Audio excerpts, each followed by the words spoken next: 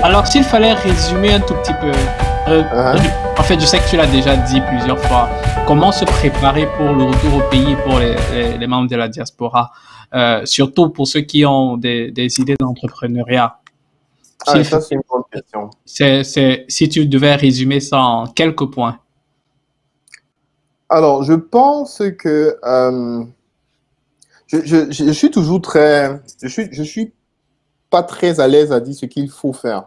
Généralement, je suis à l'aise de dire ce que moi j'ai. Parce que à la fin, chacun a son histoire, quoi. Je veux dire, je rappelle toujours que le lendemain du jour où mon épouse actuelle, qui était ma petite amie, on s'est connus au Cameroun et tout, le lendemain du jour où on a commencé à officiellement sortir ensemble, je lui ai dit que je veux faire dans l'entrepreneuriat, premier truc. Deuxième truc, je lui ai dit que j'ai l'intention d'aller en Europe, mais je vais revenir au Cameroun.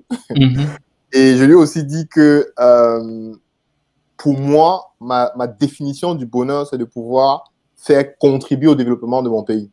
Donc, ça fait que à la base de notre relation, c'était clair dès le départ que j'ai un projet à faire au Cameroun. Donc après, on est venu ici, après il y a eu ci, il y a eu ça, on a des enfants, on est mariés et tout.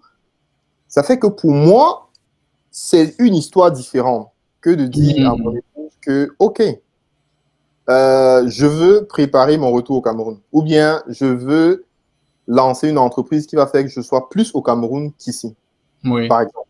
Donc, c'est différent.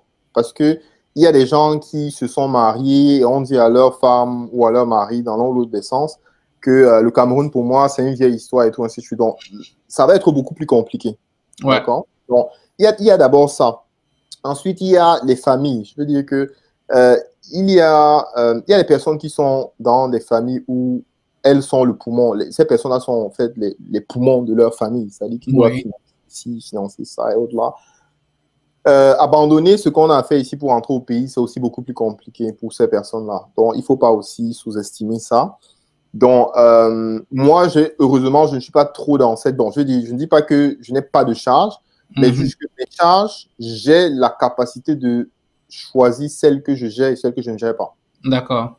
Bon, si je décide dans ma famille que je ne gère pas un truc, on ne va pas me tuer, entre guillemets. D'accord. L'histoire est un peu différente. Donc, c'est pourquoi je ne peux pas dire à quelqu'un qu'il faut, oui, ou voici ce qu'il faut faire ou quoi que ce soit. Donc, maintenant, je pense que c'est un risque, c'est probablement le plus gros risque de ma vie. Je mets risque entre guillemets parce que selon l'angle avec lequel on regarde les choses, c'est plus risqué d'être un employé. Selon l'angle. Parce que j'ai travaillé comme consultant pour une entreprise où des gens sont surmenés. Parce que tellement le travail, des fois, est... Voilà, OK? Mais moi, avec mon rythme de travail que j'avais déjà au Cameroun en venant ici, au Cameroun, je dormais 4 heures, je dormais 5 heures, 6 heures des fois, je veux dire. Donc, j'avais déjà un peu ce rythme à cette époque. Donc, quand j'arrive ici, et puis je vois qu'il faut travailler, et chaque fois, parce que au début de ma carrière, quand je rentrais, j'avais 2 heures ou 3 heures de recherche personnelle pour pouvoir tenir le rythme de l'entreprise. Donc, ça n'a pas brusqué mon rythme, en fait. C'est-à-dire que même quand j'étais étudiant, je gardais mon rythme, le rythme que j'avais au pays. Donc, du coup, pour quelqu'un comme moi, mon rythme de travail était en permanence de très loin supérieur au rythme que mon entreprise me demandait. Donc, ça fait que pour moi, c'est très facile à un moment de me dire, si je démissionne, j'ai la capacité, la discipline et la détermination pour pouvoir garder un rythme de travail très élevé. Maintenant, est-ce que si je mets tout mon temps à la disposition d'une activité, est-ce qu'il y a des chances que cette activité-là puisse me payer au moins ce que j'avais? Voilà. Donc, c'est pour ça que je dis que tout ça, c'est un peu lié à la personne, quoi. C'est-à-dire que chacun doit pouvoir essayer d'observer sa vie. Parce qu'au bout de tout ça, il y a, est-ce que si je fais ça, quelle est aussi ma capacité à rebondir? Je veux dire, si je décide de rentrer au Cameroun, en tant que senior, justement, dans le développement, la gestion de projets informatiques, si au pire des cas, j'ai une situation, je peux trouver un job. C'est-à-dire qu'il ne faut pas être naïf dans ce truc, il faut être réaliste, en fait. N'est-ce pas? Quand tu veux entreprendre, c'est aussi, quand tu fais le choix d'entreprendre, c'est aussi le choix de pouvoir te retrouver à n'avoir rien. Donc, ça fait donc que moi, à la fin, j'analyse tous ces aspects-là. Je me dis, mais si je suis dans... Si, par exemple, pour Corona, on me vire d'une entreprise, qu'est-ce que...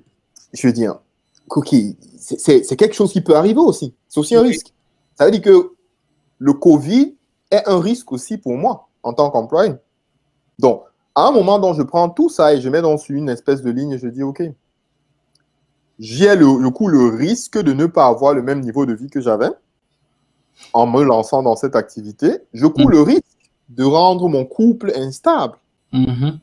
Parce qu'il ne faut pas sous-estimer ça. C'est souvent la plus grosse pression qu'un Camerounais de la diaspora peut avoir.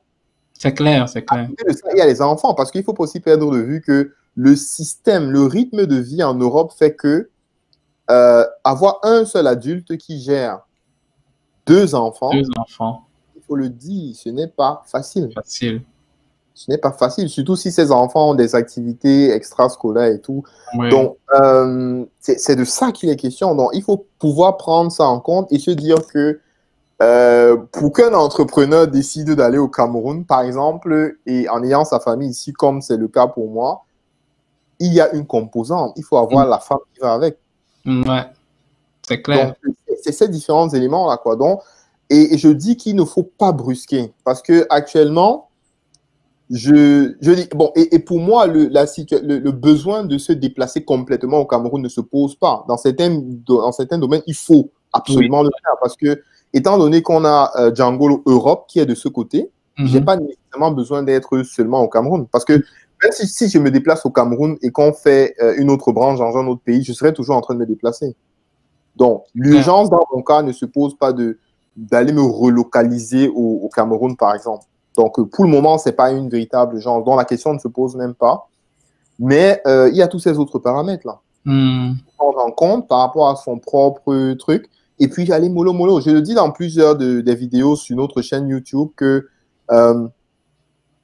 je vois malheureusement, et encore même beaucoup trop de personnes qui décident du jour au lendemain d'aller prendre des crédits de 100 000 euros, 100 000 dollars et venir essayer de faire 50 hectares d'un produit qu'ils n'ont jamais fait. C'est une des grosses erreurs en fait que nous, en tant que Camerounais, on fait. Donc, dans chaque chose, on peut démarrer doucement et grimper. Je discutais avec un ami avant-hier qui me disait que, mais pourquoi est-ce que dans mon bureau, par exemple, on a... je lui ai expliqué, en fait, pour nos débuts, je lui ai dit que, mais non, jusqu'à récemment, j'achète des meubles seconde main. Pourquoi est-ce que je vais... un meuble qui... On a, par exemple, actuellement un meuble qui coûte pratiquement 600 000, que j'ai pris en seconde main à 150 000. Après, peut-être 6 mois d'utilisation, quoi. Je veux dire, l'entrepreneuriat, c'est pas le show. L'entrepreneuriat, c'est la réalité, c'est être réaliste. Donc, tu n'as pas envie tu n'as pas envie de dépenser avant de voir si l'argent va venir, quoi. C'est clair. Donc, ça fait aussi partie de tout ce qu'il y a à mettre là-dedans. Tout à fait. En décidant de partir, tu dois avoir déjà fait le travail mental qui te permet de dire, quand je vais au Cameroun, je ne vais pas là-bas en tant qu'ingénieur ou, je sais pas, consultant que j'étais ici. Je repars là-bas en tant qu'entrepreneur qui va reprendre à zéro.